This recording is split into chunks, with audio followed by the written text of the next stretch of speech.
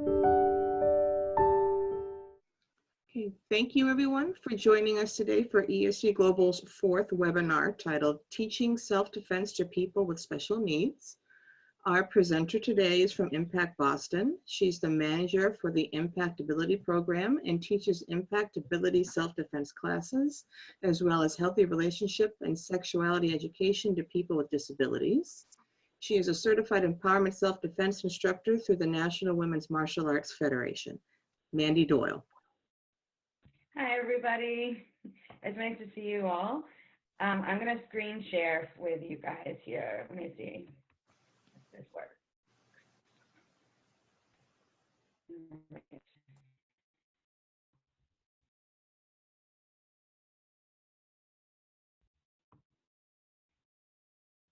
Can everybody see the PowerPoint? So, teaching self-defense to people with disabilities. Let's see. So Impact's mission and core values, we started as a self-defense organization. I'm going to stop you for 1 second, Mandy. We're not seeing the PowerPoint. Oh, no. So looking at you. Okay. Oh, no. Did you hit Alt-S?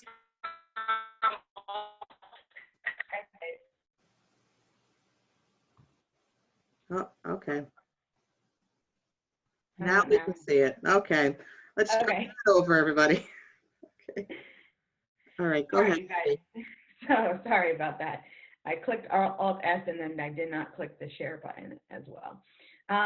So Impact started not as teaching people with disabilities. Impact started as just teaching self-defense, working to prevent violence and abuse. With the core values of every person has the ability to protect and advocate for themselves. Every person has the ability to initiate difficult conversations. Part of that self-advocacy piece and the verbal self-defense piece. We always had part of our core values is making our skills accessible. But what we're going to talk about today is how we make those skills even more accessible for people with multiple needs. Adapting physical skills as well as the verbal skills. So let's see.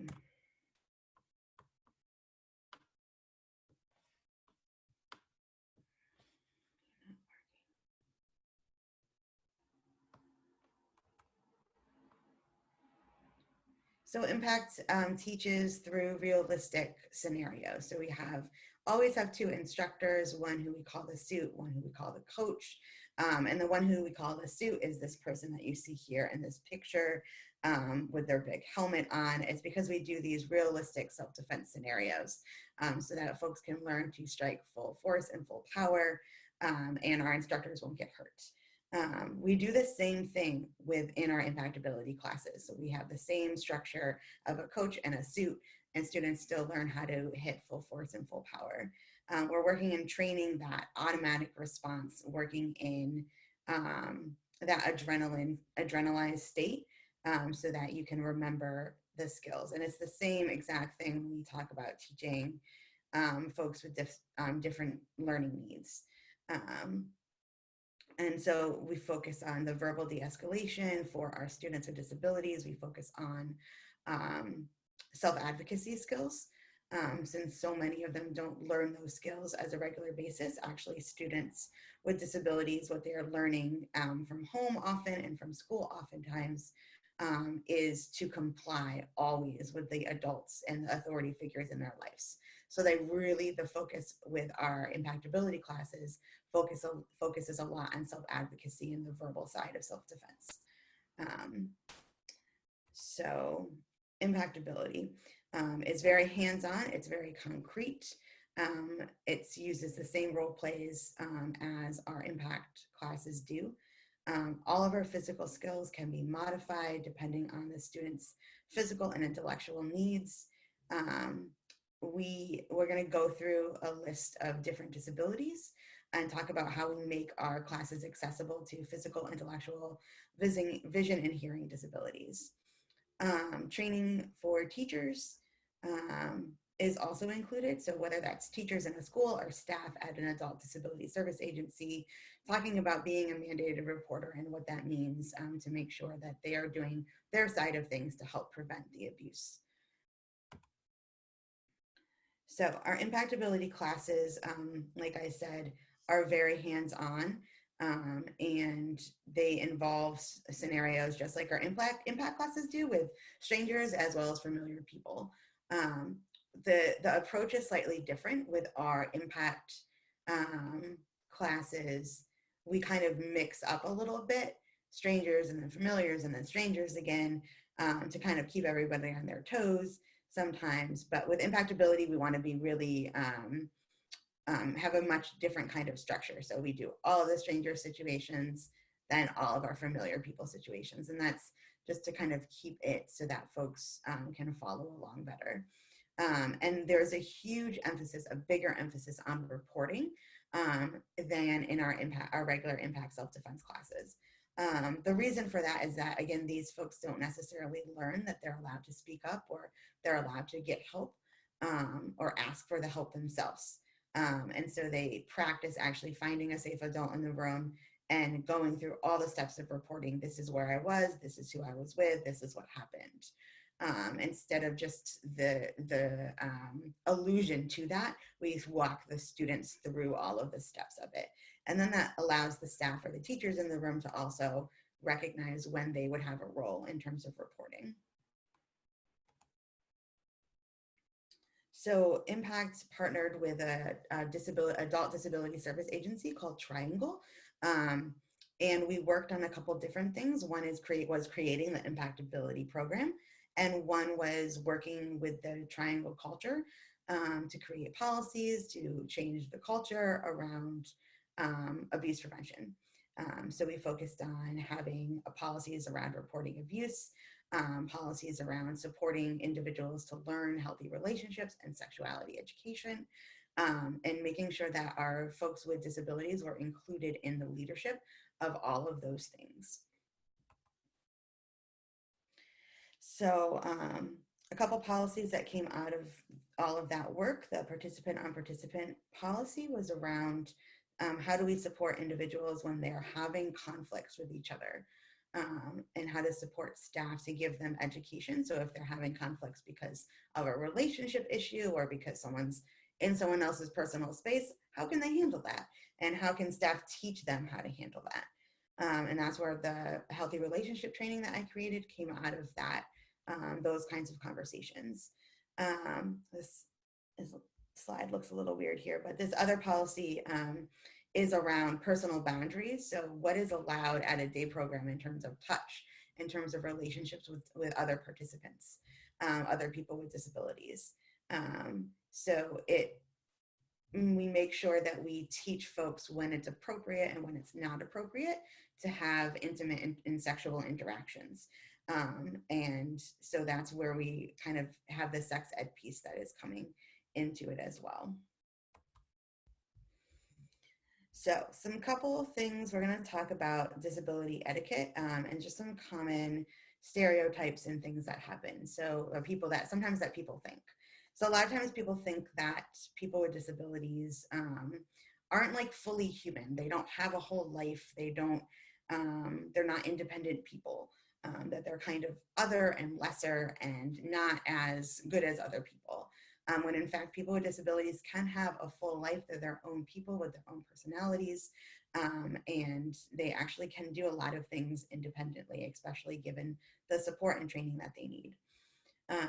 A lot of times another stereotype is that people think it's kind of that idea that a person with a disability, if they like overcome that, they're like this superhuman, like triumphing over this like crazy, horrible thing that happened in their life. And when in fact, like all people with disabilities learn how to live their life with whatever that means for them. And it doesn't mean that we should hold them up as a way to like inspire the rest of the world. The term that we use for that in the disability world is inspiration porn. Actually, it's basically just like this idea that this person with a disability is so amazing because they did something normal that everybody else does every single day. let's see, so this other stereotype, this burden of the disability, like it makes your life horrible and sad all the time. um, and in fact, like, again, people with disabilities learn how to overcome that often. um, and they don't always need help, actually, like they learn how to do these things by themselves. um, And Mandy, is there yes. any way that you could put the PDF to full screen? So we're seeing all of your different tabs and everything right now. Yep. Let me see. Ooh, there we go. All right. All right, thank you. So another stereotype is that disability is like something that should be fixed or cured, like a sickness that a person has. Um, and people with disabilities are like a menace to other people, to themselves, to society as a whole, um, or also that they are these like special, like people who are, like I said before, like have this function to inspire other people. So there's a lot of different kinds of stereotypes that people have, and the idea that we're going to talk about today is kind of how to break that down. So, other things people with developmental disabilities are like children. This is a thing that happens all the time where someone will take an adult and will be like, oh, but they are like a 10-year-old or like a 12-year-old or whatever. When in fact, even if they have developmental or intellectual disabilities, like they might process things more slowly or communicate in different ways, but they're still adults. Their bodies and their minds are still in adulthood. This idea, like the Rain Man idea, right? Like that people with autism are all savants in like a specific area. They might not be able to do this, but they can do this one thing like better than everybody else. And there are real people who are like that, but most people with autism don't fall into that category. Um, Another common stereotype about people with autism is that they don't like to be touched at all. And while some people don't like to be touched who have autism, other people with autism actually really enjoy touch, just like with normal people. Some of us like to be touched a lot, some of us don't. Sometimes that changes day to day with different people. It's the same thing with people with autism. People with Down syndrome, again, this is this whole idea that people are all innocent and childlike and they never grow up. Is a very common one for developmental and intellectual disabilities, as well as people specifically with Down syndrome.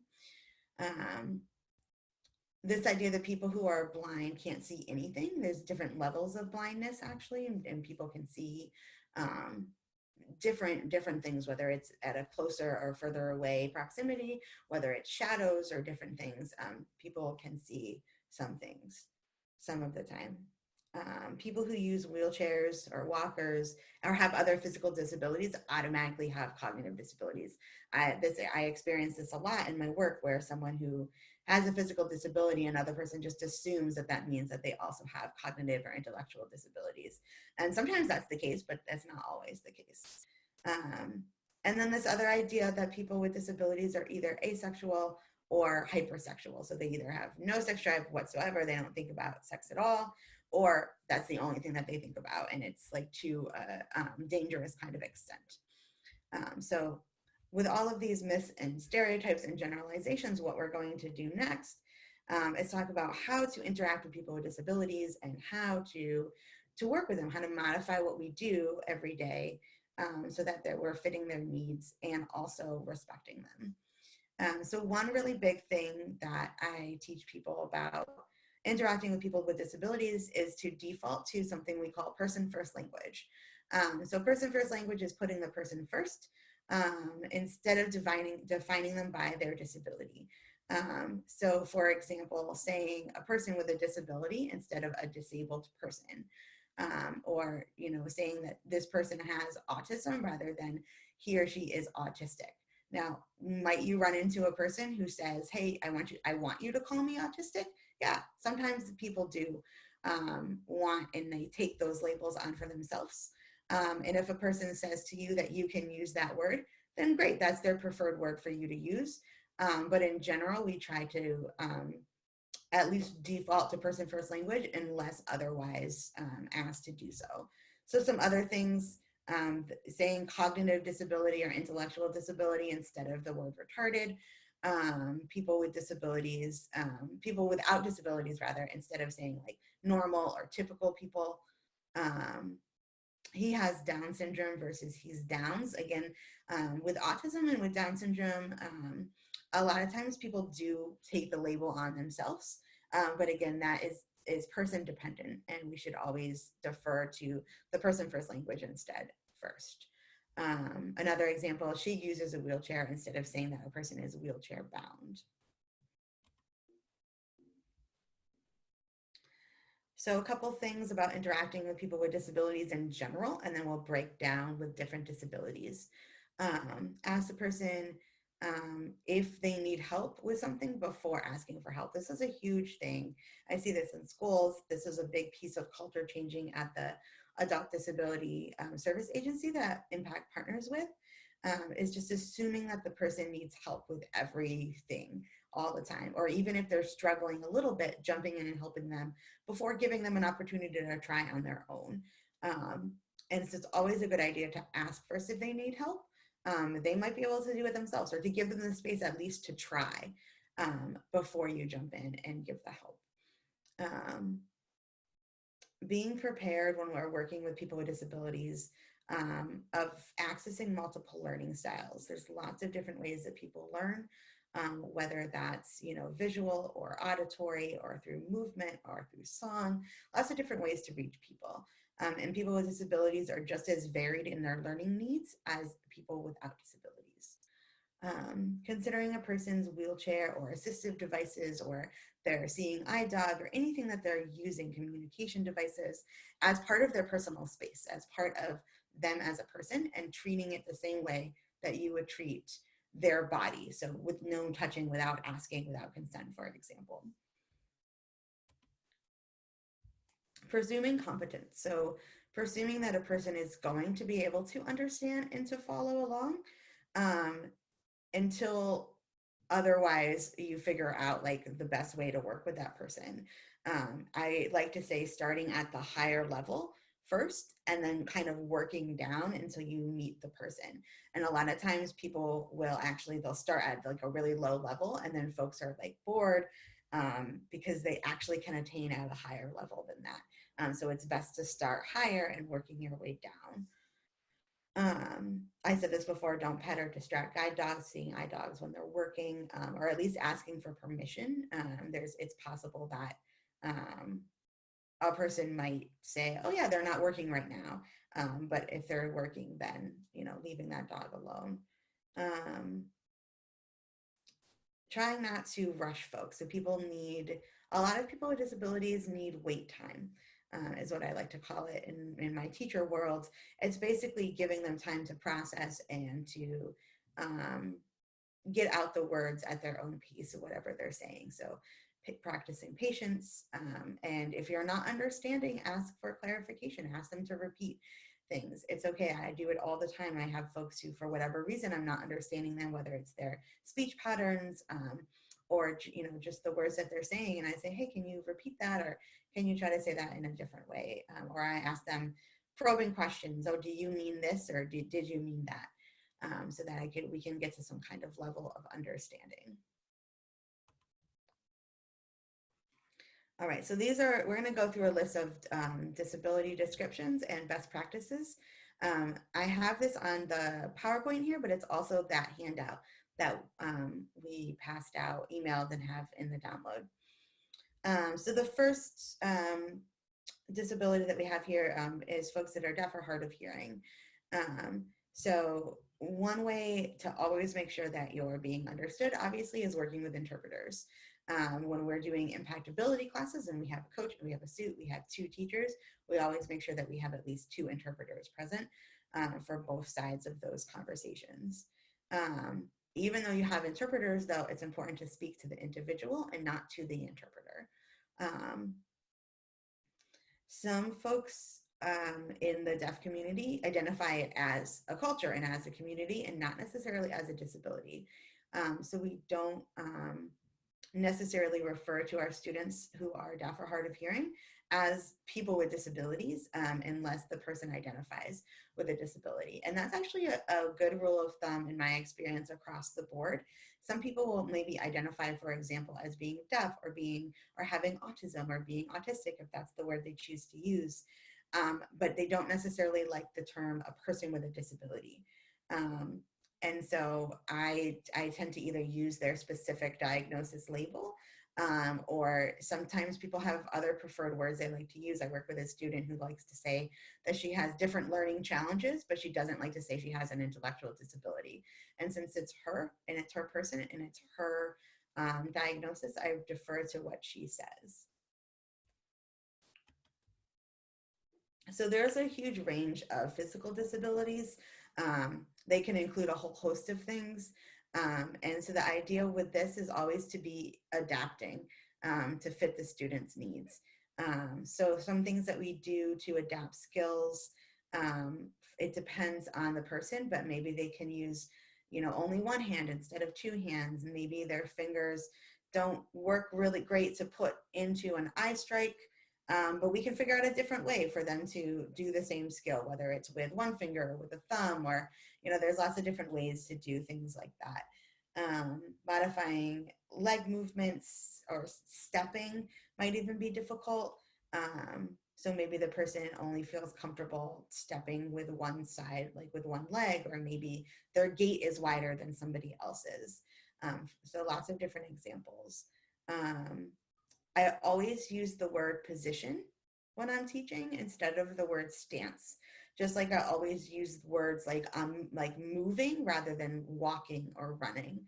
And so that will just mean cover a multitude of different ways that people move and ways that they can position their body, because stance indicates like a specific way that your legs might be first. And for someone who is in a wheelchair, for example, that doesn't make sense. Or moving, a person in a wheelchair, again, can move versus walking, which a person might not be able to do. So those are just some language modifications that I try to use all the time.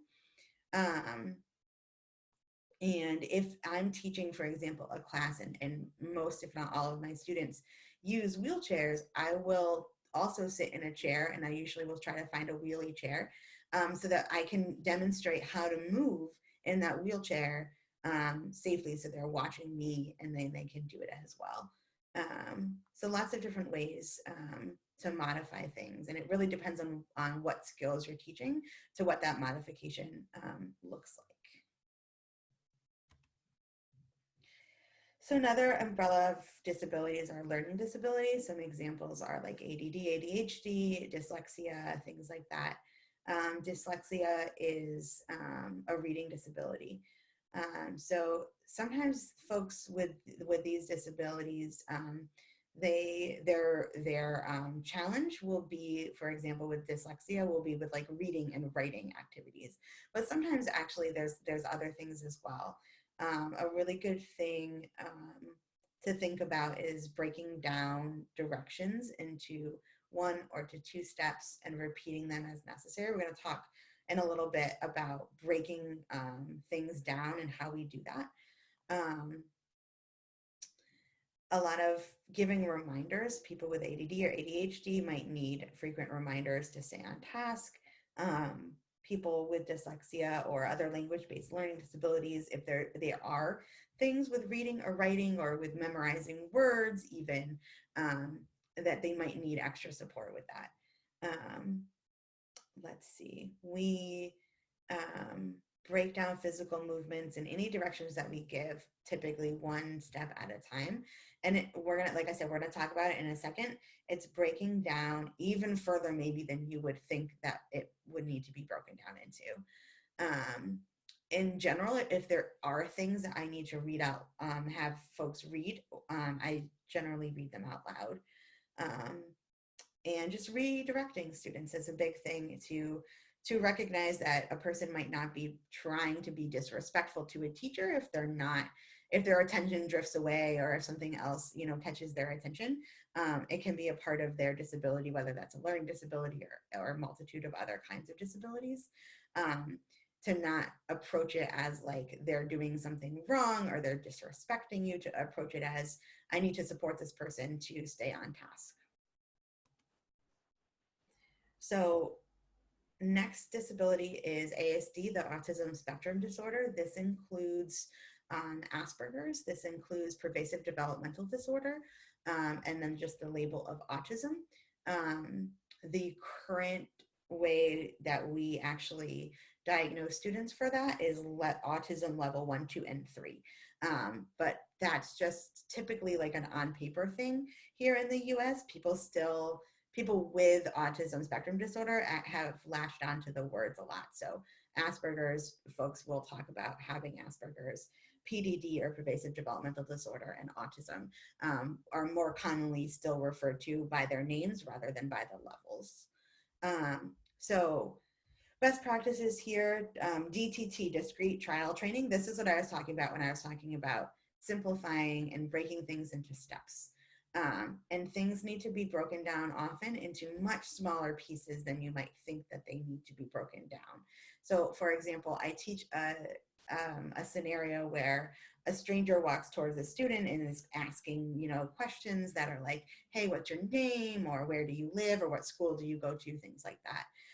And I teach the students, one of the skills that they learn within that scenario is to step back away from the stranger and to raise their voice and get it loud. So whether they say like stop or get away, it's raising their voice and getting it loud.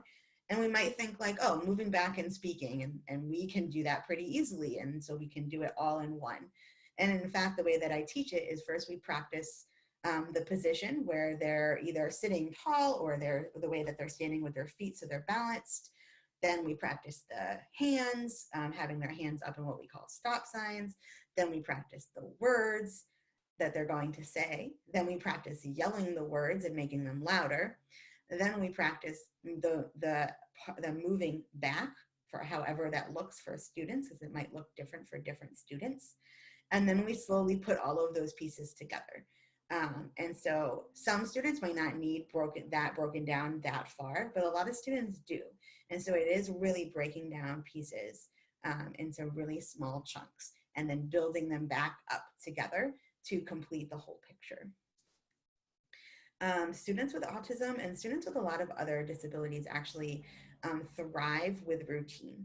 And so something that we do at Impacts is we have our classes, all of our classes, no matter what topic and that we're learning, follow the exact same structure every single time. We start by asking students, what did you guys learn the last time that we were together? Then every time we learn a new scenario, we do it the same way. We demo it, we talk about it, students practice the skills, and then students have a chance to do it on their own, to come up and do the role plays. And at the end of every class, we do a check-in and we ask the students, how you're feeling and what's something that you learned or something that you did really well today. And every single one of our classes follows the exact same pattern, so that students know what the routine is. And then for some students and for some classes, we add in having these breaks. Actually, for most students in the middle, there is at least one, if not multiple, breaks in the class. And students with disabilities might need more breaks than students without disabilities. One thing really specific for autism spectrum disorder, but it can also come out with students who have sensory disorders or students who have multiple or intellectual disabilities, is this idea of sensory breaks. So breaks that can either one of two things. Students might become overstimulated with the noise and the new people, and whether it's light or movement, whatever it is, they might need some time to themselves to do something in a quieter space that is just very low sensory. Or a student might need extra sensory, and so they really need a place where they can play with toys that are like sensory toys, but they're actually being more stimulated than in the class. So it depends on the student, but sensory breaks can be really important. So let's see. We talked about breaking everything into small pieces, teaching in the same formats.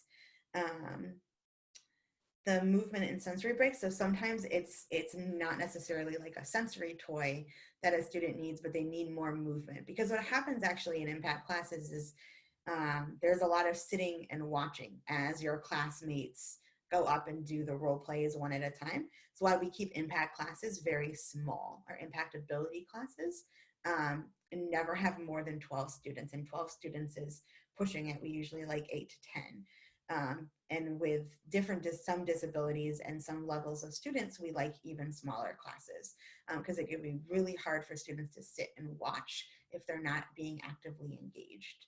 And so having those breaks for sensory or for movement can be really helpful. So whether that's walking around or moving around, whether that's tapping, breathing, it can also ties into our trauma-informed practices. A lot of, if you haven't noticed, a lot of our best practices for working with students with disabilities actually work really well for people who have trauma. Things like being predictable, in every class, having breaks, things like that are really great for people who have trauma as well, which works really well because people with disabilities have the highest levels of abuse and trauma. And so we go into all of our impactability classes assuming that at least some, if not, a majority of our students have had abuse backgrounds. And another thing to think about when we're working particularly with students with autism is that folks can be really literal. And so metaphors and common idioms that we might have, students might not understand. So for example, saying, that's water under the bridge. We're just gonna move on from that. A student might be like, but we're not on a bridge. What are you talking about? And this is common, for a lot of students who have autism spectrum disorder. So really thinking about the words that you're using so that you're, and if you do use those things, because everybody, says things like that on occasion, even if you're trying not to try to explain them in a literal way. Like, yes, you're right, we're not on a bridge, but actually what I mean is that this topic is, where we've moved on from it and we're going to move on to this next thing, so that folks can understand where you're coming from. So another thing to think about with students who have autism are these things that students might do, whether it's repeating things verbally or physically. So this one specifically is like a repetition of what you might say, or what they might have read or what they might have heard. And they're just kind of repeating that same thing over and over again. And again, just kind of with when we talked about like the ADHD and staying on task and staying focused, it's not because the person's trying to misbehave. It's not because they're teasing others or making fun of folks. It's just part of their disability is that they do that repetitive thing. And so one of the things that I do actually with this is I just, let it happen. And it might be a little distracting. And so I might wait a second. I might ask the person to take a deep breath. But in general, I'm just going to keep moving and I'm just going to keep teaching because they're not doing it on purpose. And this also can happen, something similar can happen with physical movements as well. And both of these are self-soothing kind of behaviors. So the physical movements might be repetitive movements, like they're tapping their leg a lot, or moving or flapping their arms, things of that nature. Again, one thing that you can do with this is just keep moving. They're not doing it to be disrespectful or anything like that. It's actually probably might be helping them focus. And so getting them to stop actually might hurt them and hurt their learning. So one thing that you can do, though, if you're trying to get them to do a self-defense scenario and they are stimming or having this like repetitive physical movement, is just try to get them to breathe. So sometimes what happens if I have a student who's stimming a lot, moving, say they're flapping their arms, but I want them to try to get their stop sign hands out. Maybe one of their hands can come out and their other hand stays flapping. Or maybe I can get both of their hands out for a little bit and then they're going to go back to their self-soothing behavior. And all of that is okay. I want to meet the student where they're at, and what they are able to do. And like I said, it might be that it's helping them to stay calm. Obviously, teaching self-defense and doing role plays can be really anxiety producing. And so maybe that's why they're doing it. So some students with autism do have aversions to different textures. And so you might see students who really don't like to be touched at all. You might see students who are wearing specific clothing and only wear those specific clothing because those are the only ones that feel good to them. So that's very common with people with autism. People also with ASD, they often have trouble with eye contact. So difficulty looking at people in the eye, maybe and oftentimes they'll do the thing where they have their heads down, but they are watching, they are looking, they are paying attention. They just have a really hard time giving direct eye contact sometimes. And then just like with other students, this routine and predictability is really helpful. So if we're in moments of a transition, for example, we went on a break and we want students to come back after break, I'm not just going to say, break is over, time to come back now. I'm going to say, okay, you have 2 more minutes. Okay, you have 1 more minute. Okay, in 30 seconds, we're going to clean up and come back. And that gives them a warning so that they're getting ready to do the transition, because transitions can be really difficult.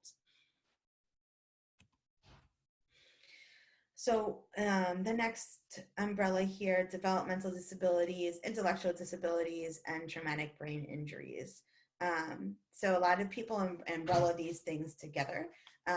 They're slightly different, but actually come out with a lot of very similar best practices. So the same kind of thing with, as with autism, concrete examples, not using metaphors, can be very black and white kind of thinkers. Modeling is so important. A student's going to literally follow you exactly and do exactly what you say and do exactly what you do. So if you're saying to a student, sometimes what will happen is I'll be standing next to a student and I'll be like, okay, say stop. And the student will say stop. And so sometimes you have to think about, what you're saying. So if I'm modeling saying stop, I might just say stop. So then a student will just repeat that.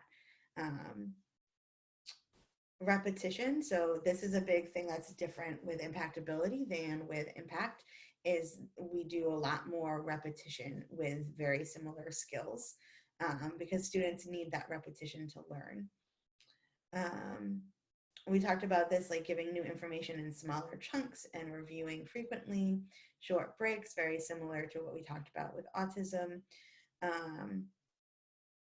Giving cues and prompts. So prompts can look different. Prompts can be visual prompts, they can be verbal prompts, or they can be physical prompts. So visual prompt would be if I just, had myself in a specific position and then the student followed me and did that exact same position. A verbal prompt would be saying, say this or do this, and having them follow along. And then a physical prompt, and always with permission, is touching the student. So sometimes if their students' hands are down and I actually want their hands to be up, I might tap their hands a little bit and to have them, okay, now I need to put my hands up. But that's like the highest level of prompt. And I would try the other things first before I did a physical prompt. And I would always ask a student, is it okay if I touch your hand? Or it's okay if I touch your arm? Some students need that. And in special education, teachers track prompting and how much a student needs prompting.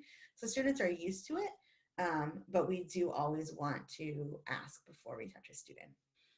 And then the same thing, as with predictability and having a clear structure, it works for people with developmental and intellectual disabilities, just like it works for people with autism. So concrete skills, we always model and repeat skills as we teach them, breaking down into smaller steps, um, having breaks when necessary. Sometimes in an hour class, we have one break. Sometimes in an hour class, we have a break after every single scenario. So it's like every 10 minutes. It just depends on the group. And the structure of the class creating predictability. So those are the things that we do always across the board. And then all of the different adaptations will depend on what group and what students that we have in front of us. All right. So what I'd like to do now, I'm going to stop screen sharing. So what I'd like to do now is I'm going to give an example.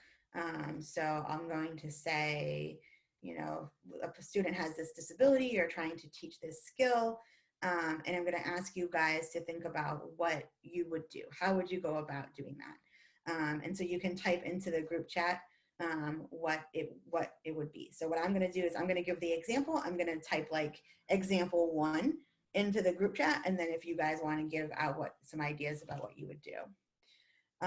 So the first example, let's go with you are trying to teach. You have students who have Asperger's. That's the level of autism. Students who have Asperger's are very concrete thinkers, very literal. They have trouble with communication skills. They have trouble with social cues. Okay, so you are trying to teach this group of students a verbal self-defense skill. So you're trying to teach them to not say their name and address when a stranger comes up and approaches them and talks to them. You're trying to get them to think about personal space, to move away from a stranger if a stranger makes them uncomfortable. So if you guys have some ideas, I'm going to write example 1. And if you guys have some ideas about how you might do that, you can type them into the group chat.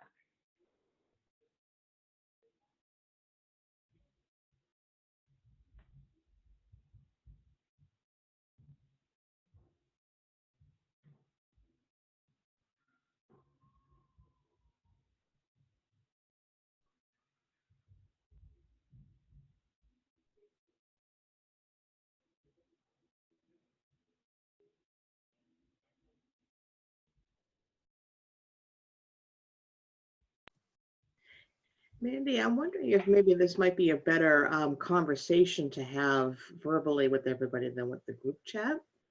We can do that. Are you okay with that? So how about if you have something that you'd like to share with what your example is, feel free to unmute yourself. Just remember that we are recording, so we want to try not to interrupt or crosstalk people if they're in the middle of saying something. So would anyone like to volunteer an example? Wendy, can you unmute yourself?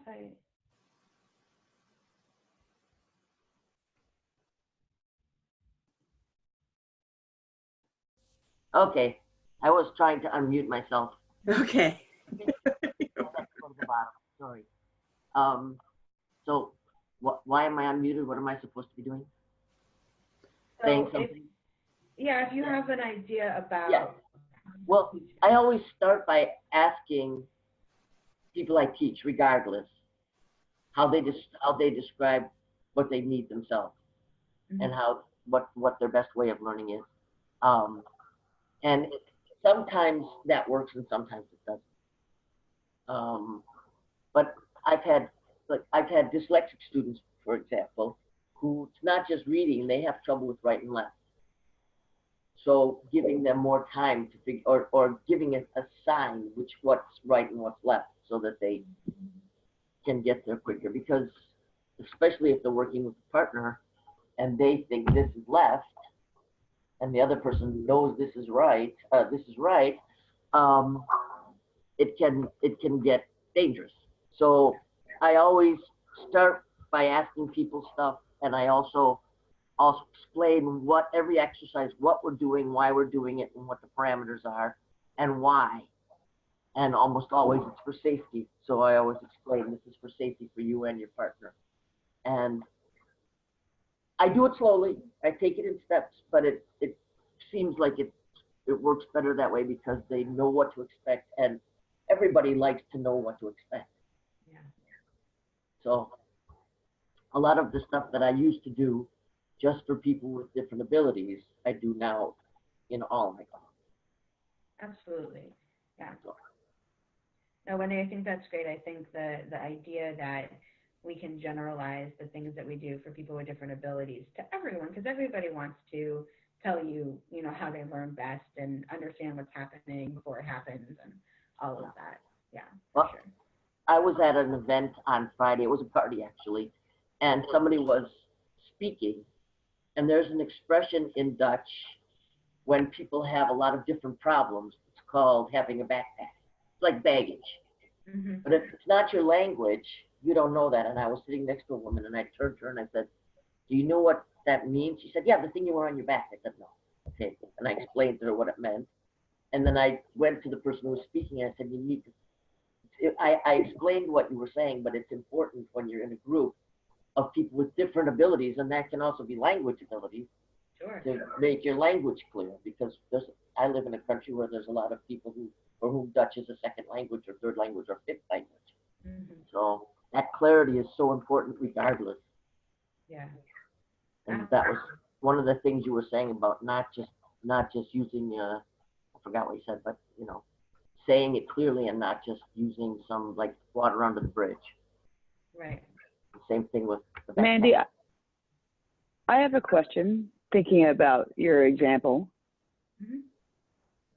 So if what you, and this is something that I have struggled to, you know, sort of figure out how to do well with working with people with disabilities, but specifically with intellectual disabilities. So if the point is you want to teach people not to give out their name and address to people that they don't know, my first instinct is to start more abstract and talk about how do you, like, who gets to know your name and address, you know, and what I want them to understand the principle of you don't give out personal information to people that you don't know, you don't trust. But I don't know how abstract I can go without just losing everybody. Can you speak about that a little bit? Yeah, sure. So I would recommend starting with the concrete and moving into the abstract. So, for example, starting with a role play where you set it up so it's like a complete stranger, the person doesn't know them, and then you say, "Hey, would you give this person out your name?" Most of the time, the students are going to be like, "No," right? They have some understanding of that. But doing it in a concrete kind of role play example, and then going to the abstract. Okay, you said no. Why did you say no? I don't want a stranger to know my name. Why not? That's unsafe. And so then you're building to the concept. Does that make sense? It does. Thank you. That's really helpful. Great. Any other thoughts about this concept of teaching, like not giving out your name, not giving out your address, specific also to folks who might have trouble communicating or reading social cues or understanding personal space?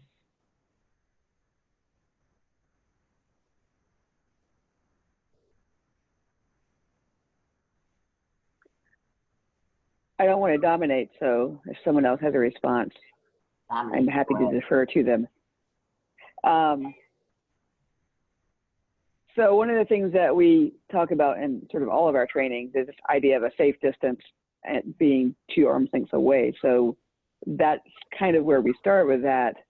And I think to Wendy's point, like a lot of the things that you said specific to working with people with disabilities, we just do, you know, no matter who we're working with, because I think that it works well. So, but that is where we would start. And again, my brain always goes to the exceptions and things like that. So I think one of my challenges is not distracting myself with, yeah, but what if, and like speaking to that in a way that's just going to be confusing. Yeah, I think students also, even students with disabilities, go sometimes to that what if place. I think that's common for instructors and for students to do.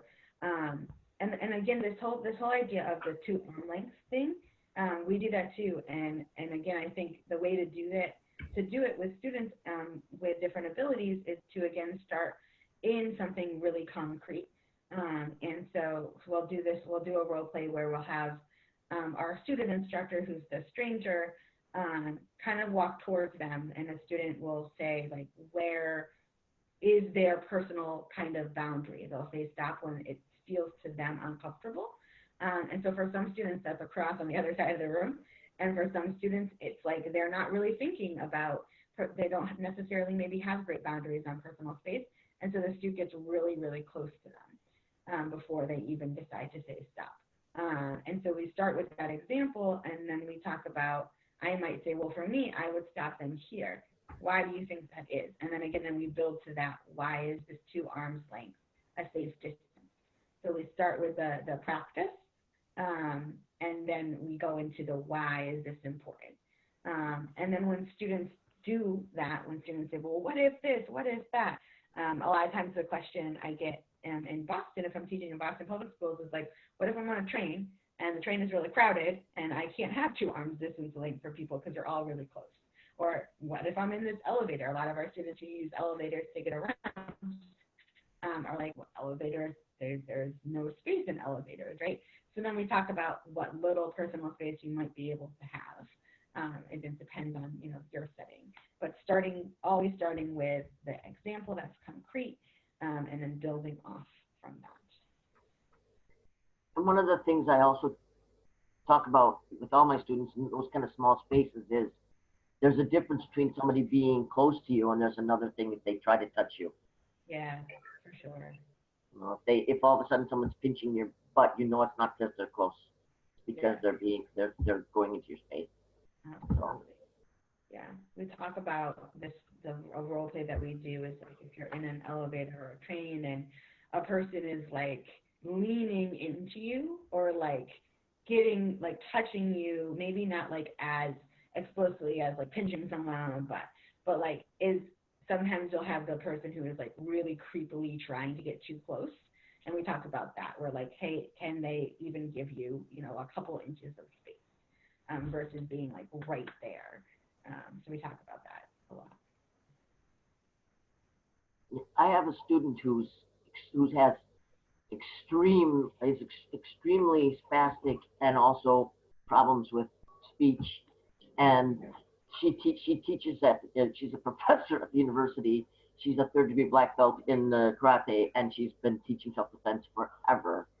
And she's one of our top teachers. And sometimes, and she's very tiny, and she has terrible balance. And I said, one of the things I told her early on was, use the other person's body weight. Use their body to keep your balance. Yeah. Because they're trying to do something. You can lean against them instead and make them keep you down so you have freedom of your whatever movements you have.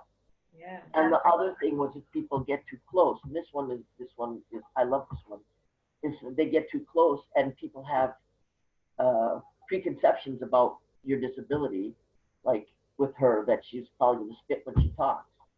Mm-hmm. I told her really exaggerate that and just as if there's nothing going on, and she's like, oh, I couldn't do that. I said, why not? She said, people expect that. I said, yeah, they do. And so that's one way to keep them from coming any closer. And she started using that. It was quite fun to hear her stories. Definitely. Yeah. Thank you. But also, I mean, just using people's false expectations in your self-defense. Mm-hmm. Absolutely.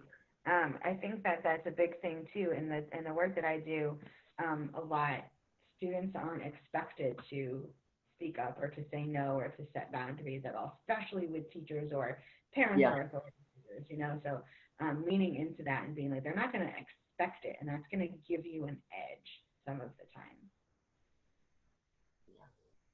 Okay, so Mandy, we're closing in on 1 o'clock, and we have a whole ton of questions in our chat message board over here. So I just wanted to check with you to see if there's anything more that you would like to talk about before we get to answering questions from our attendees. I think we can do questions. I'm Okay. excited. Excellent. All right, so I'm just going to go down the list. We have Okay. a very long list today, which is a nice thing to see. And Wendy, you have I already said it. you already answered. All right, you're good. All right, Yeah. so we're going to move down to Liz's question. Her first question was, how do they deal with or teach to different adrenal response systems during training? Liz, do you want to clarify that a little bit? Hi, I'm not turning on my video because I have a sandwich in my hand and nobody needs to see me chew. That's fine. So, like one of the things that we deal with when we're teaching self-defense and well, doing the different things that we do, whatever, is we talk about you know, the adrenal stress dump. So I was wondering, you know, like the different physiological responses and stuff. How do you teach to that? How do you help them understand what's going on in their body so that you know, like further down in the conversation, you started talking about, you know, not using metaphors, being very literal, etc., and breaking things down to like the smallest sort of step. How do you break those explanations down so that they'll understand what's going on in their body, so that, you know, to help them? Do you see what I'm trying to get at? Yeah. Yeah. So actually our very first class, the very first lesson, when we teach in any impactability class, is talking about this adrenaline response. And what we do is we ask all the students, have any of you felt nervous or afraid before? And some of them are like, yes, and some of them never want to admit to ever feeling nervous or afraid. And then we say it can be for anything. You ever feel nervous, you know, at school, having to take a test or having to speak in front of people? You know, and then we talk about, well, what happens in your body? Like what changes happen in your body? Sometimes students can give answers to that, sometimes not. It depends on, you know, their levels and their disabilities, but we talk about the physical changes that they might be able to feel first. So your heart might be racing, you might, you know, your limbs might shake, things like that. And that's the first level of it, because it's really concrete, because you can feel that. And then we can actually give students that adrenaline response. So that very first scenario that we do, where we just have you know, the student who's a stranger walking towards them, we can do that in steps. So the stranger will take a step closer to them, and then as the coach, I'll be watching the student. I'll be trying and seeing what physical response they might have had to this stranger coming close. And I'll ask them if they noticed anything. Did you notice that you know, your eyes really focused on this person? Did you notice that your breathing stopped? Maybe they might notice that the heart beats faster, maybe not. But if I'm watching, I can always see, you know, something happening. And so then we make that connection. So these are the physical changes that we can tell in our bodies, and then we give them that experience. And so Okay. that's the way of like understanding it, because if we talk on this like high level of like, this is what's going to happen with adrenaline, and this is what a chemical, Right. it's not going to do anything. And so then we do that. And so then the next piece to that is, what can you do to help if you're feeling all of this? And that can be, for them, a lot of our students have worked on this a ton in school, which is like, how do you have a calm body and how do you calm down? Because a lot of them have these responses at home and at school and in program and all the time. And so then they give us examples of, will I walk around? Will I play with this toy? Will I listen to music? And then we just use that in our classes as much as possible. So just an additional kind of the second follow-up, I guess, to that same question. So certain disabilities or whatnot change how the body responds. Do you kind of just give the sort of general overall, or do you, you know, if you've got like a mixed group of people that might be experiencing things differently, do you really speak to every single one as much as possible?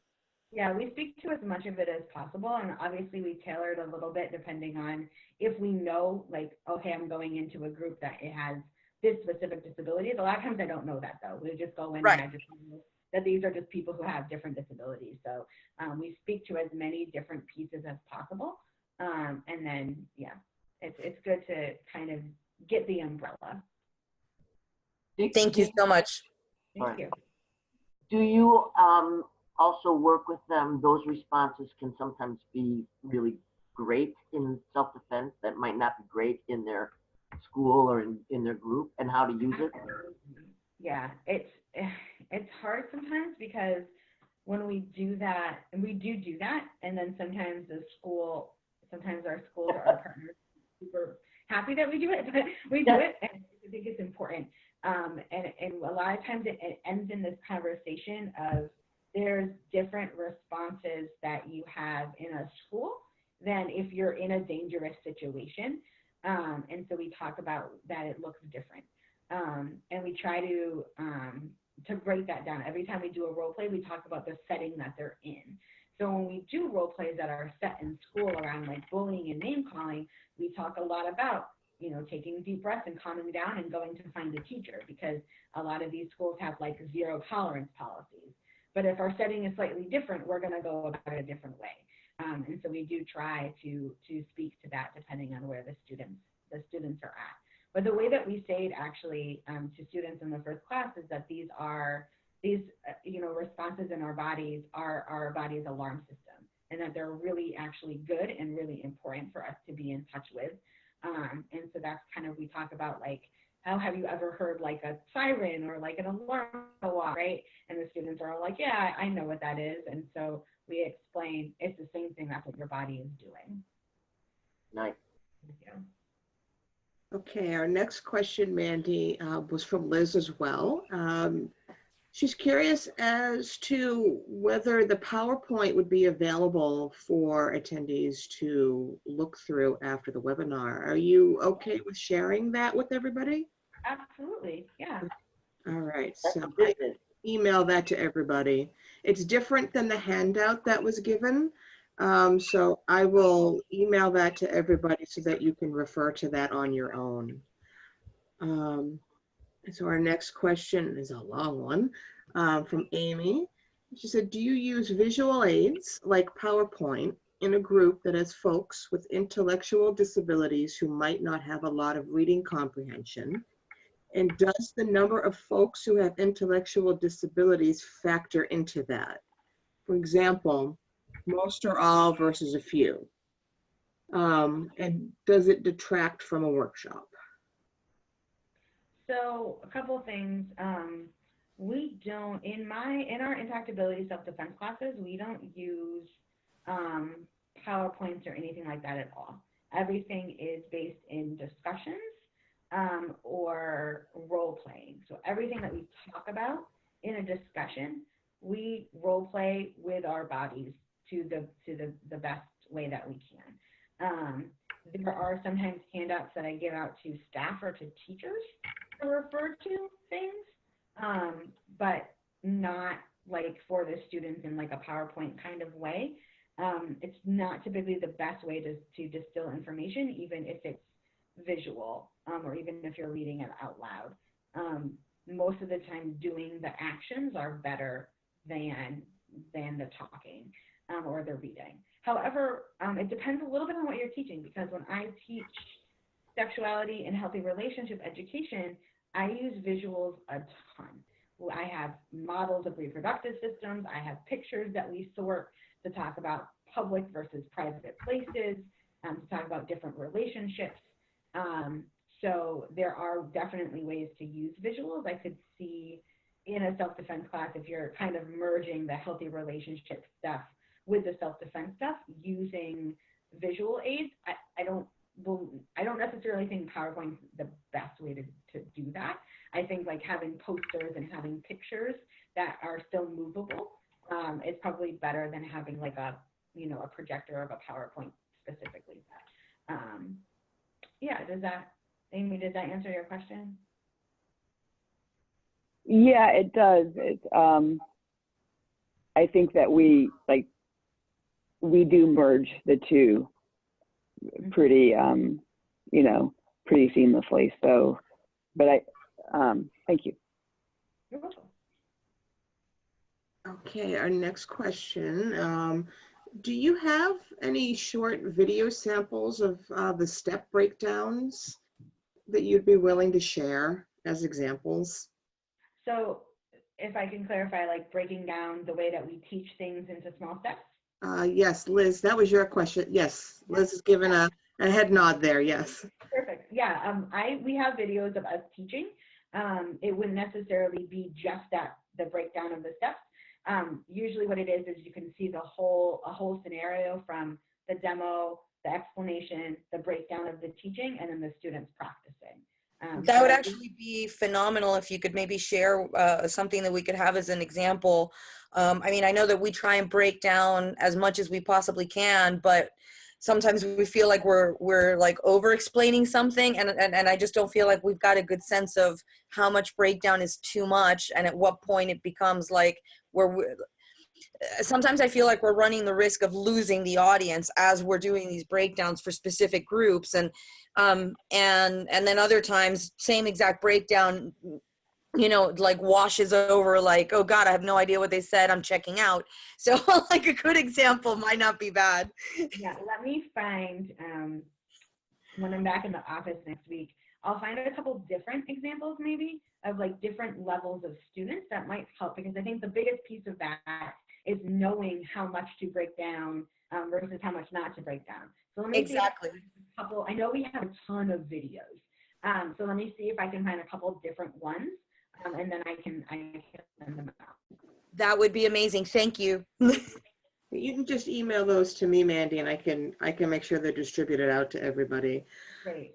So our next question is from Amy. She said, for people who use wheelchairs, how do you think about or talk about the balance between moving away from danger, which would involve using one's hands, versus having your hands available for defense? And it says, regarding echolalia, so this was a long one. Regarding echolalia, is there any meaning to the repetition or cognitive benefit to it, or is it just mimicry without meaning? Those are two different questions. They are. Sorry. I'm sorry about that. So let's just ignore the end of that one then. I can do both of them because I have good answers for them both. So the Okay. wheelchair question is, it's difficult. It's a little bit complicated. And it really depends on the situation, and it really depends on it really depends on the self-defense situation that you're in. And it also depends on the wheelchair that a student is using. So And how good they are with it. Right. And so sometimes a student can move really quickly with a wheelchair, and move away quick and have their hands available really quickly. Some students need to use two hands, like if they're wheeling a wheelchair. Some students have power wheelchairs that only take one hand. And actually one thing that I teach students is to use their wheelchair. If they can move it fast and quickly, or like hard, they can use that as a self-defense tool. So like we do a wheelchair ram, for example. Power wheelchairs can do that. Some folks who wheel, if they're, if they can do that, that could be really helpful. If you're kind of in that in between where maybe a student isn't super great at using their wheelchair, or maybe it moves more slowly,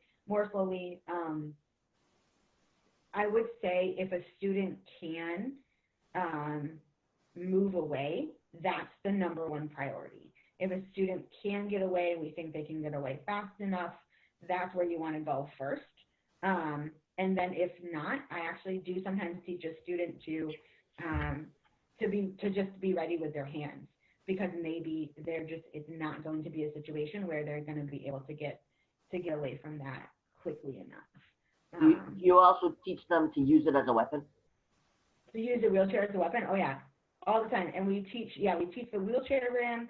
We also teach students sometimes, like if the scenario is someone's trying to take them away, I'll teach a student to lock their wheelchair so that the person who's trying to take them away has to bend over to unlock it. That brings the target closer to them, right, so that they are able to do like an eye striker, to do something to get away. And so thinking about how to utilize what they have the best way possible. The locking trick is a really good one, because then a person is like, oh my God, I can't move it. Because if a person's behind them and just moving their wheelchair, that's going to be really hard for most people to defend themselves. But if a person has to come around to the front and bend over and unlock the chair, or bend over and move the power wheelchair, that's going to bring a head closer to them or a body part closer to them to hit. And if a person is in front of them or in a position where they can do a wheelchair ramp, that is definitely an awesome tool. And then the other question. One more thing before you get to the second question. Yes. The other thing is that I find if people are pretty competent in their wheelchair and somebody's from behind, is just turn the wheelchair really fast so it hits the person who's trying to hold them. Yeah, absolutely. But they have to be pretty competent in the chair.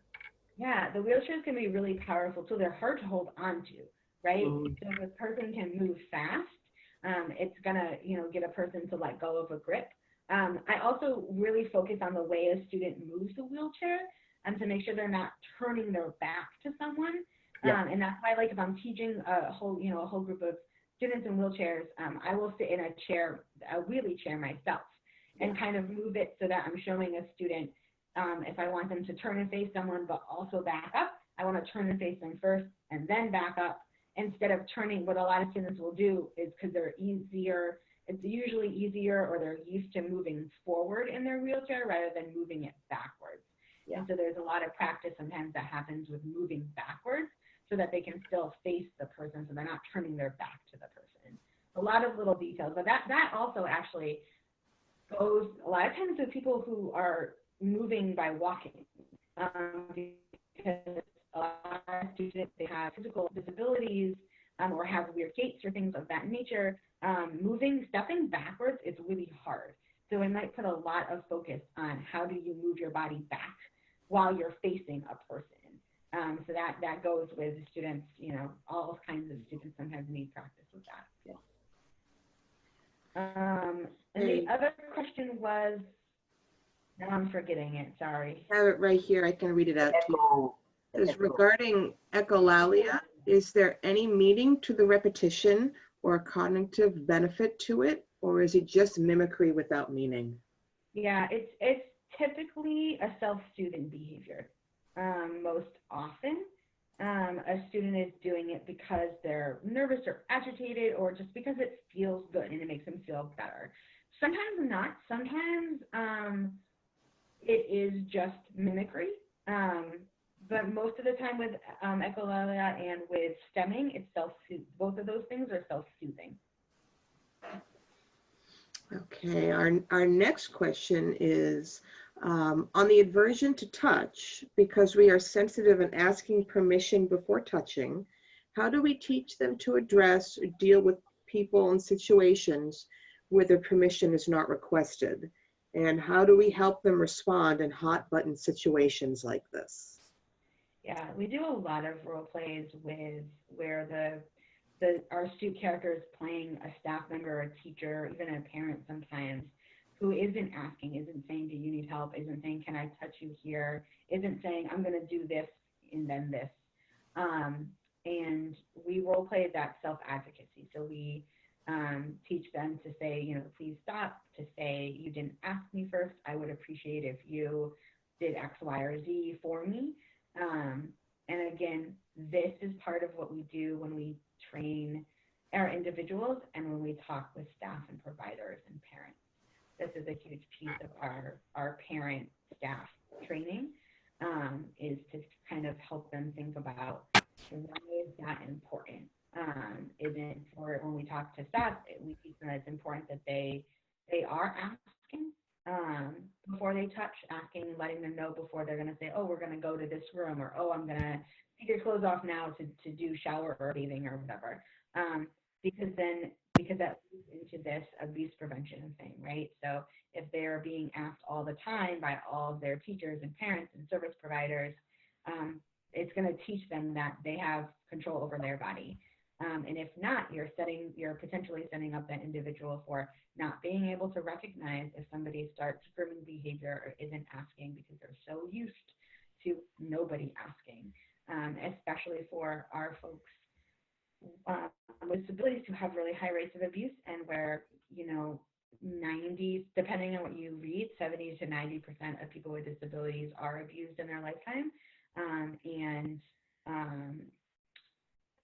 the numbers are different, again, depending on what city you look at, but majority of abuse happens by people that are familiar to them. So then this kind of thing you essentially model for them as opposed to, okay, thank you. It's also people who are institutionalized also often have a higher rate of abuse. Mm-hmm. Yeah, Especially absolutely. if there's one abuser in an institution, that person usually gets to everybody Yeah, before they get called out. definitely. And we go into all of our classes assuming that we have like folks who have experienced abuse and are trauma survivors and stuff, because that's, you know, the majority of the population is. And there's a lot, we talk a lot in impactability about how impactability changes depending on the age of the student that we're working with. Because a lot of our students who have disabilities now are coming through school systems in the US, at least, that are pretty good at supporting them. They're not always great, and they're definitely not perfect, but they're students who are in public schools who are, you know, visible to other students most of the time, who are getting education and support at some level, versus a lot of our folks who are older and in adult disability service agencies who up until recently lived in institutions and or lived in shelter work programs. And so those students, those adults might need a lot more work on learning how to say no and learning how to set those verbal boundaries, because they've literally never been allowed to do that before. You know, Lydia Zygo, she used to teach at one of the institutions here, and she was telling them how much their rights and stuff, and it was people with lots of different kinds of abilities and disabilities. And she was telling they had a right to say no and all this other stuff. And one of the kids said, "Oh, Mr. So-and-so does this and that. Is that abuse?" And all the kids said, "Yeah, he does that to me too." And they got a petition going and they got him fired. Yeah. As a group, which was so empowering. That is super empowering. Yeah, it's amazing. Yeah, but yeah, a lot of these folks, that was just the way that their lives were for a really, really, really long time. And so then when you come in and you say, you have a voice and you can say no and you can set boundaries, they're all like, what are you talking about? Because it's what's a boundary? Yeah, they have no experience with that whatsoever, a lot of them. So it's very new. It's very, very new to them, and it comes with a lot of training and a lot of, you know, work and a lot of culture change. That's why impactability is not just the self-defense classes. That's why impactability is the healthy relationship and the sexuality education. That's why we work with staff and providers and do abuse prevention and policy work and culture change work within agencies, because it's a system, you know, it's a system of oppression rather than just I'm going to teach one student or a group of students a skill and suddenly everything's going to be better, because it's not going to be if the people around them aren't supporting them. Okay, our next question is, do you try to coach eye contact as a self-defense skill for folks who find it challenging?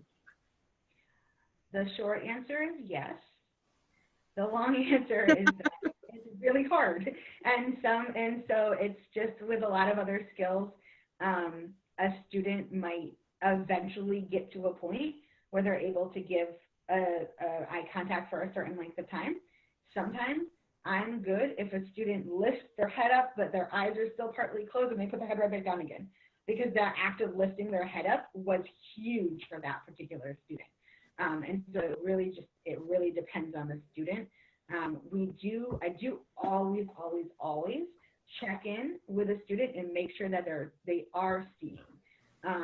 If that is not their disability, because sometimes a student will, because they're nervous or uncomfortable, close their eyes completely or look down to a point or have hair covering their face or all of these things that actually prevents them from seeing anything. So I want to make sure that they are looking so that they can notice, like, how far is this person away from me? Did the person turn away and walk away? Things like that.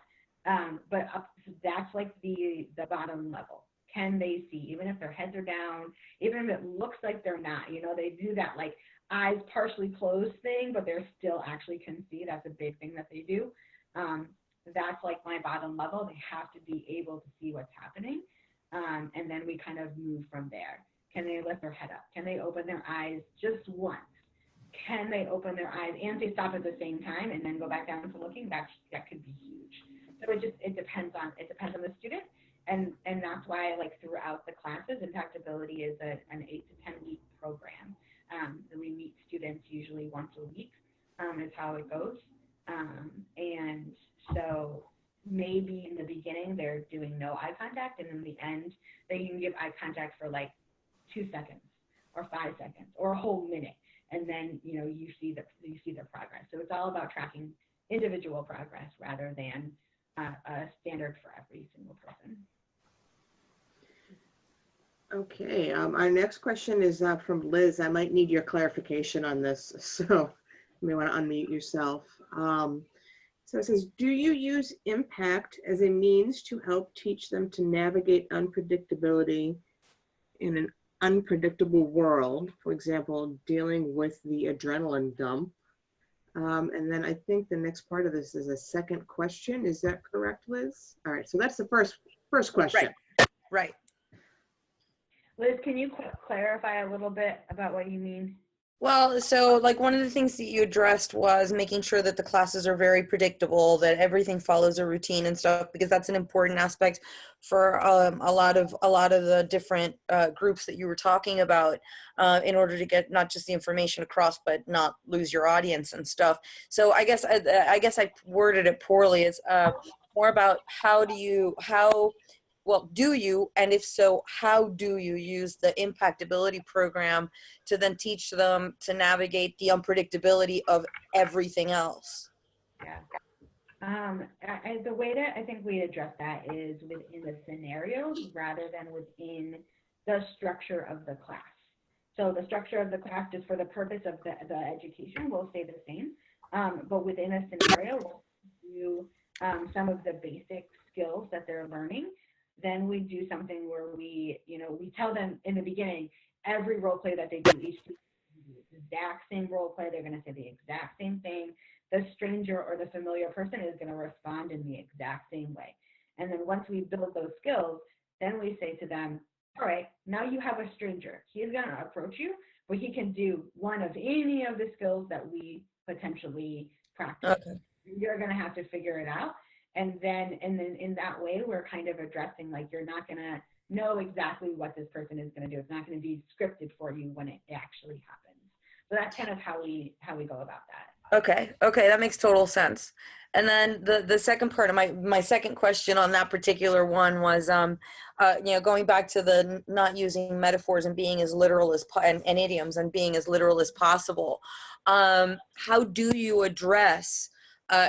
So I'll give you an example, and this isn't actually a group that we teach with a disability, but it's a set of families that hired us to do a private group for them, because they want to make sure that we don't blatantly address a lot of, they don't want to avoid the scary subjects, but they don't want to have, their kids go to sleep and then have tremendous tons of nightmares and stuff, right? So we're like, really kind of stepping on eggshells when we're giving our examples and stuff like that, trying to kind of walk that balance. But how do you do the same when you can't use metaphors or sort of these like make these abstract connections without being so literal that that all of a sudden you just you're scaring people half to death? You know what I mean? Yeah, definitely. So the kind of bottom line for being in an Impactability class is that a student can understand the difference between real and pretend. So before we even talk about like the adrenaline stuff, which I said was in the very beginning of the very first class, the actual very first thing we talk about is real versus pretend. We talked about, we asked them if they know what pretend is. They talk about, acting and movies and plays that they've seen, and we kind of bring that all together, and we talk about how all of that is acting and all of that is pretend and all of that isn't actually real. If a student does not understand that the role plays that we're doing are pretend, they're not going to be in an Impactability class, because we're just going to be. So that's kind of the bottom line of that for us. And then from there, we make sure that we're talking about the different things, the like ifs and the, you know, what if this happens and then what if that happens, we kind of talk about it. We kind of bring it all together. And we talk about like where a lot of times what will come up is like a student will be thinking about a situation that might happen to them, or maybe that a role play that we did. Maybe they're thinking about it a lot, and maybe it's worrying them or upsetting them. And so we talk about where a student is safe and how a student feels safe. And so we talk to them and say, well, if you're in school, you know your teachers and you know the students that are here. Is a stranger going to be coming into the school to come up to you and talk to you? And we can kind of put that into the reality. Or where do you feel safe at home? Because if you're at home, again, like, you know, and it's different for different students. We can't assume that home is safe for everyone or school is safe for everyone or whatever. But we can ask all the students, where is it that they do feel safe? And then make sure that they're understanding that just because we're doing all of these role plays doesn't mean that it's going to be the thing that happens to them all of the time. A big thing that we talk about is a lot of our students actually come to us with this idea of like stranger danger, like all strangers are bad and horrible and I have to avoid them all at all costs. And we talk to them about how that's not actually the case. And I ask the students and again, our first class, we do this conversation about strangers where we talk about where do you see strangers? And then we list places or walking down the street or in a store or in a restaurant or whatever. And I ask them, are all the strangers like hiding and jumping out and trying to attack you? And they laugh and they're like, no, that doesn't happen all the time. And so I'm like, okay, those strangers are just every day going about their business just like you are. They're just going to the restaurant to eat with their family just like you are. And so trying to make this idea of safety and worry as concrete and real for them as possible. Does that answer your question, Liz? Yeah, it does. Thank you so much. Absolutely. Okay, our next question is from Nancy Moore. And she's curious if anyone has done or thought about training for ESD teachers with disabilities. Yeah, actually, so I think it was just this past year at special training with NWMAF. I've been talking to other impact chapters who we taught to do impactability about bringing one of our students to whether it's ASD Global or whether it is a special training or one of or both of those things.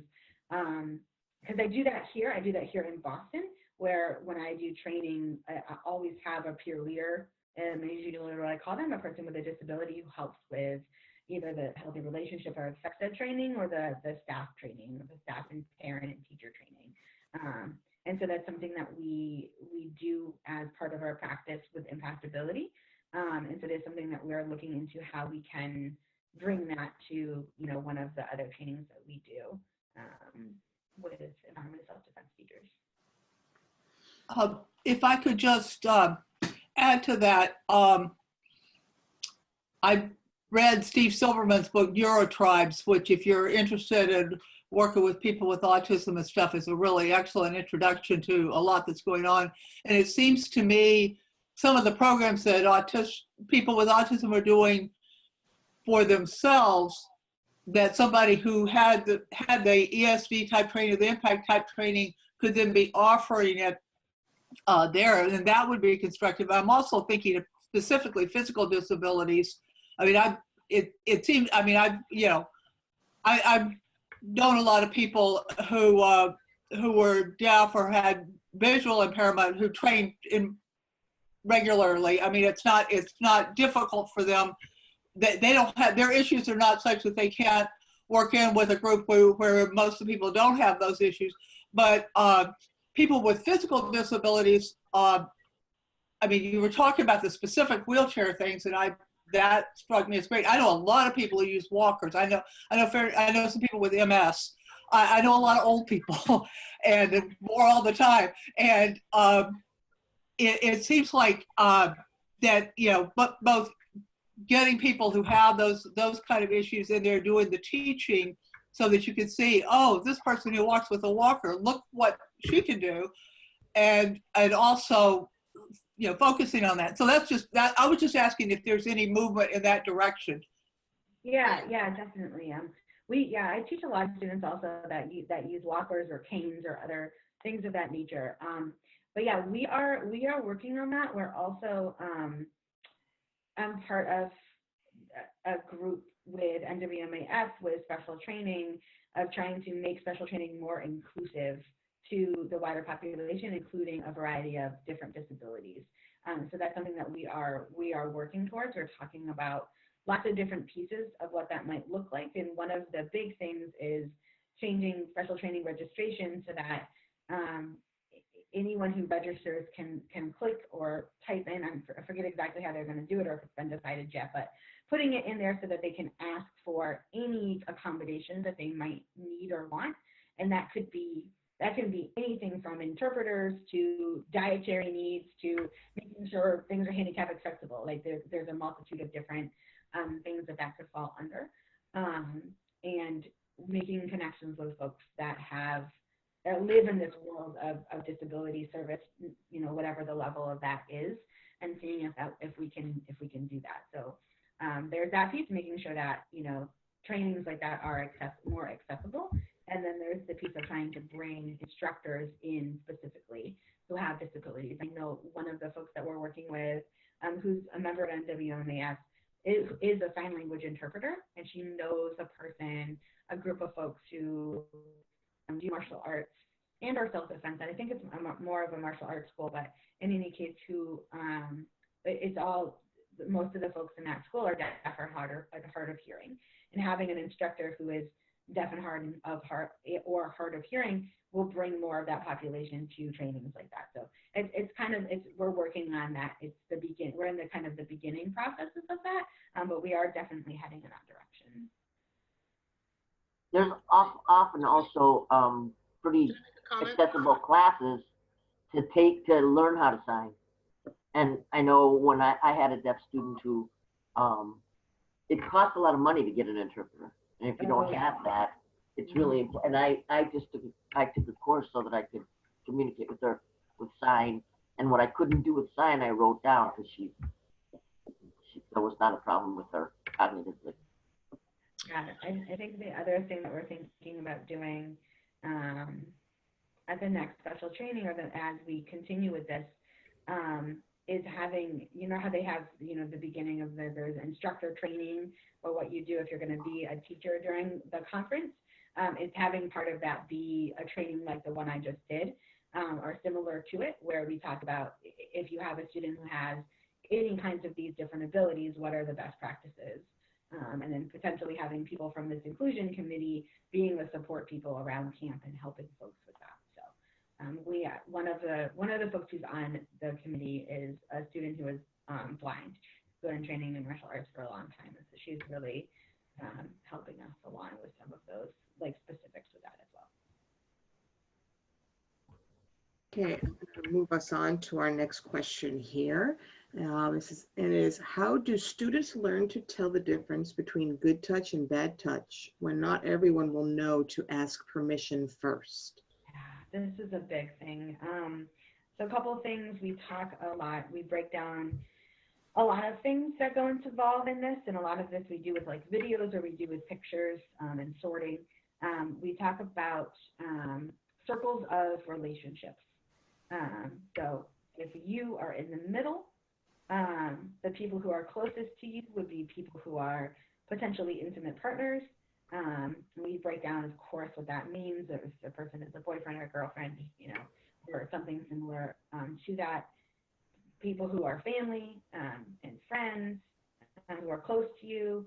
Then the further you go, out in the circle, the further away the person is to you. For example, acquaintances, coworkers, you know, other students in your class, or the last circle on the outside is people who are helping professionals. So we talk about people who have jobs to help you.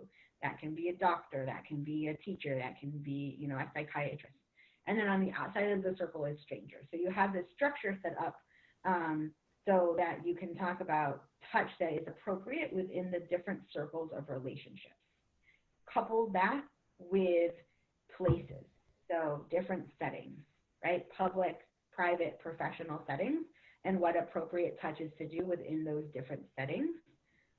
Once students have, you talked about those different kinds of touch that go within relationships and within places, you can put those things together and students can start recognizing, if I'm with this person and I'm in this place, what is appropriate touch for me to do with them and them to do with me? Those are two sides of that coin that are important to address both of those sides. So building that, and then I show, actually what I do a lot is I show a lot of videos, and a lot of it is breaking down like the subtle body language that we often take for granted that our students don't always understand. And so I'll show a clip of like, you know, a movie or a TV show where two characters are interacting with some kind of touch, whether it be a handshake, whether it be kissing, you know, whatever it is. And I ask the students, okay, well, where do you think they are? What does it look like they are? What does it look like their relationship might be? You know, if it's coming in and it looks like an office and the people are shaking hands, is this a boss and an employee? Is this an interview, right? If it's two people kissing, where are they? What do you think their relationship is like? We talk a lot about kissing because there's lots of different kinds of kissing, whether it's kissing on the cheek or kissing with lips, right? Lots of different pieces to that. So it's kind of building from relationship and from setting. And then obviously the next piece of that is talking about comfort level. Talking about, because we say it would be appropriate to give, you know, your aunt a hug doesn't mean that you have to if you don't feel like it, if you don't want to. So adding that extra piece about your own comfort level, and then bringing that another step further, it also has to be the other person's comfort level, right? You both have to be comfortable with it. And that's how we start talking about consent with our students. And so we do a lot about asking, right? Getting direct permission and making sure that they are doing that and making sure that other people are doing that with them. And then that's where the role play comes in, where we talk about making sure that if someone isn't asking, making sure that they let the person know that they're supposed to be asking before they touch. I will also say there's a program called Ethics of Touch that if you Google that term, there's a lot of visuals, or that uses like different color shades to talk about different places on your body that are like more public isn't a great word, but that are more commonly touched by people versus places that are much less commonly touched by people, right? So like hands, because of like handshakes and high fives, are going to be a light color because people touch them a lot. But, you know, private areas are going to be much darker color because people shouldn't be touching those quite as much. So the visuals like that can be helpful. I like to use green, yellow, and red for colors. Like green is places that, you know, like our hands will be green because we're going to do a lot of like high fives and handshakes all the time. And then other places of our body might be yellow because maybe some people might touch us there, but maybe some shouldn't touch us there. It depends on where we are. And then some places are more red places where most people should not touch us unless we've given permission, unless there's specific relationships, doctor's offices, things like that. I know that's another big thing, is talking about what to expect at doctor's visits, and talking about helping touch. The way I define helping touch is a touch that a person who has a job to help you does to help you, and then it stops. And then it stops is a really important piece, because folks might be giving a helping touch and then crossing a line, and no longer is the touch needed, but they're still touching, or the touch changes to something more inappropriate. So talking about touch that's only there to help you, only when you need help, then it stops. That's a really big thing. We show videos of staff doing like intimate care things like bathing and toileting and things like that, or doctor's visits, so that students know what it should be and what it should look like versus what it shouldn't.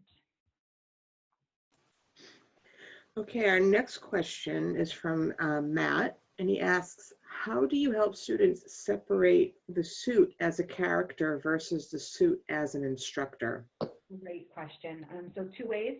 One is with sunglasses. So if it's not going to be a physical role play, a student's not going to have to hit the suit.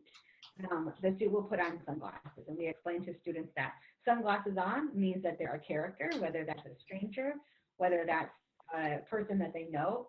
For example, if I were to put sunglasses on, I might be like, oh, my character's name is Sam or Brittany. Or my sunglasses are off, I'm Mandy, I'm back to being the instructor.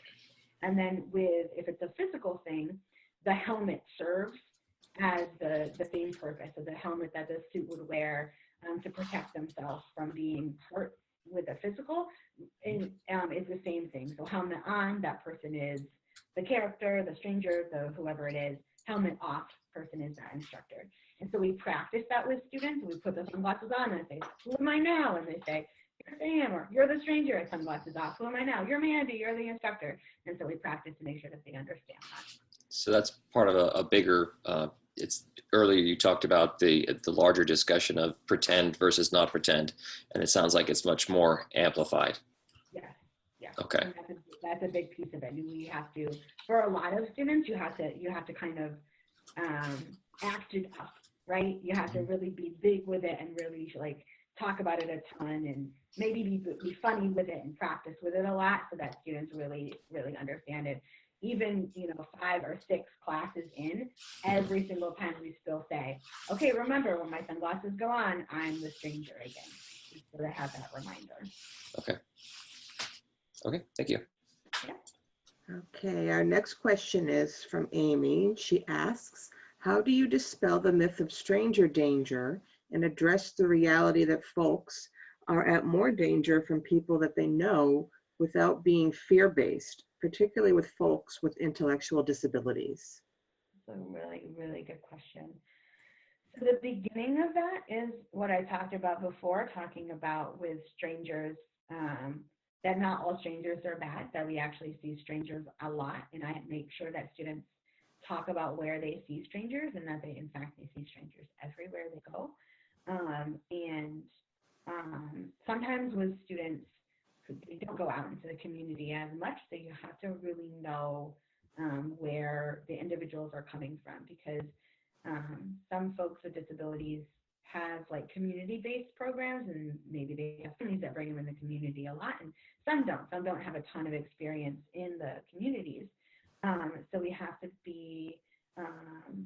think about where that student might go. Maybe what they do in the community is once a week they go to Dunkin' Donuts and that's all they do. Great. Then I'm going to talk about how they see strangers at Dunkin' Donuts, right? So whatever it looks like for them.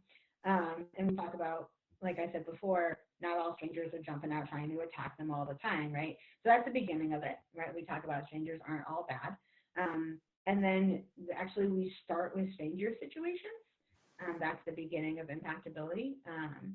And from there, we move into familiar people. And so what we do, the transition is that we say, we've talked a ton about making strangers feel uncomfortable, or strangers make us feel uncomfortable. But actually, have you ever been made to feel uncomfortable by a person that you know? And we give them examples. We're like, has anyone ever took your pencil without asking? Has anyone ever touched your shoulder and you didn't want to be touched on your shoulder? Has Aunt Sarah ever kissed you and you're just like, you gross Aunt Sarah, get away from me, right?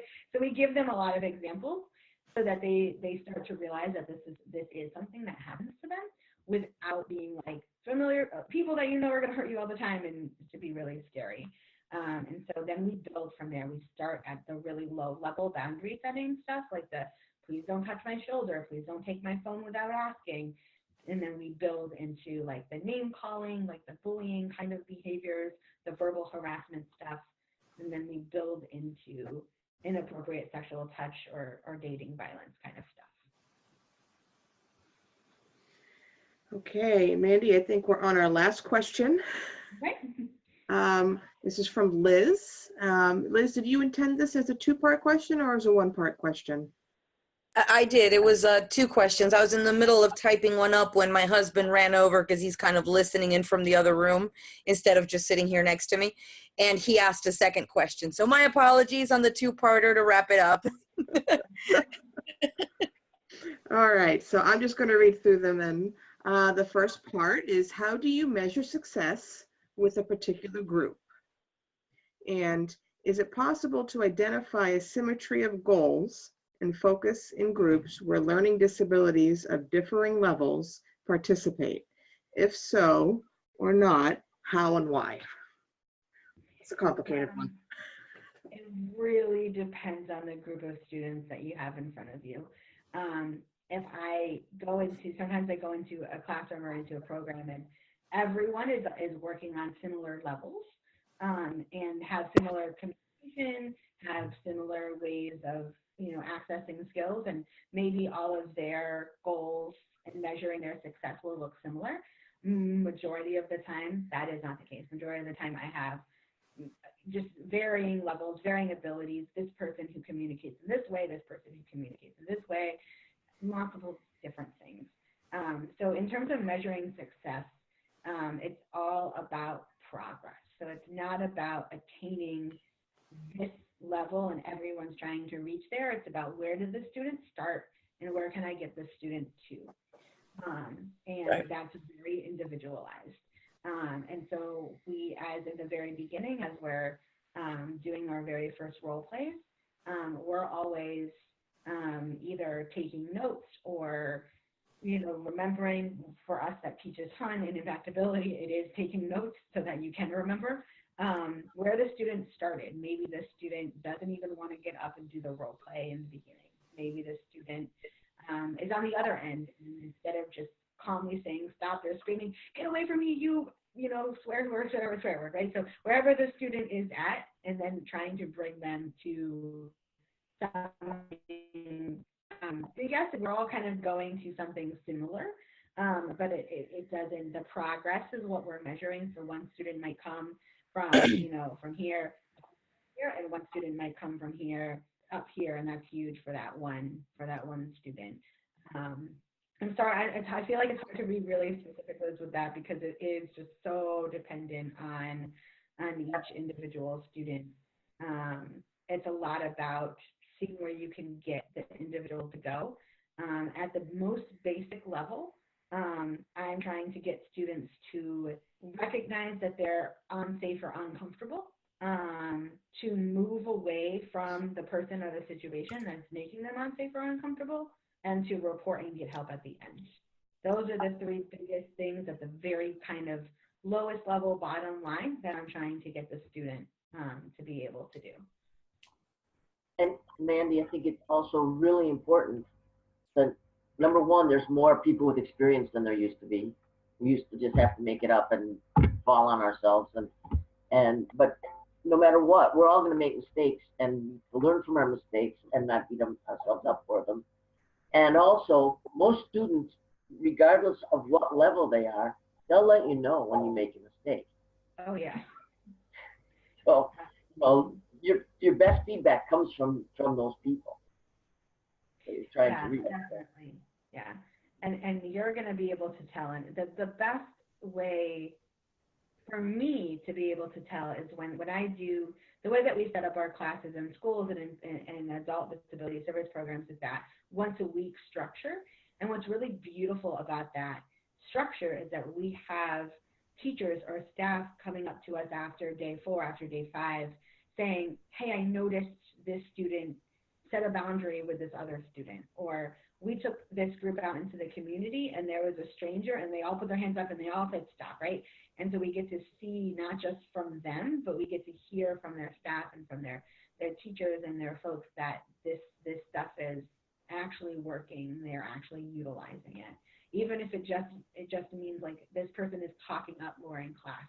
That's amazing. That's an amazing goal. And so yeah, there's a lot of ways to measure that success and measure that progress. All right, Mandy, that was our last question. Is there anything else that you would like to share in ending our presentation today, or have we covered everything that you wanted to talk about? We've covered a lot. Yeah, we definitely did. This is a marathon webinar. I appreciate you taking the time to do this. Of course. Thank you guys very all for much. being here. And thank you for organizing. Oh, thank you. All right. I'm going to, before I end the recording, everyone, just to give you a heads up, our next webinar is going to be January 13th at 12 p.m. EST, and we'll have Lauren Taylor from Defend Yourself. She'll be What talking date? about working with LGBTQ and differing fluid gender identities and orientations.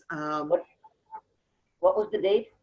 January 13th at 12 p.m. EST. Yeah, Yes. you'll receive an email with this information too. I'm writing it on my calendar right now. Excellent. All right, so thank you again, Mandy. We really appreciate it. Thank you, guys.